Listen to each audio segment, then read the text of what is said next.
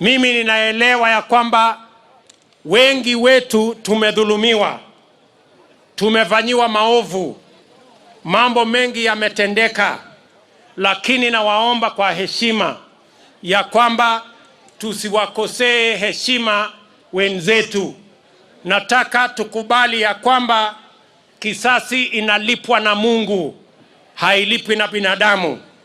Wale ambao wametufanyiwa dhulma tuwaombee, Mungu atajua vile mambo yatakavyokuwa. Mimi nawaomba kwa heshima.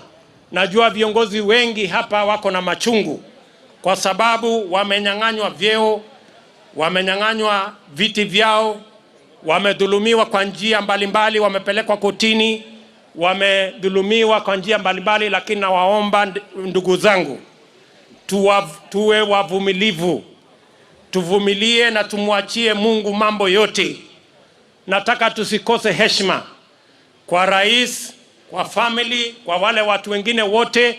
Mimi nataka niwaombe kwa heshima, tusiwakosee heshima, kwa sababu yale ambayo yamefanyika Kenya hii Mungu wa mbinguni anajua, na Mungu ndio analipisha kisasi, sio binadamu.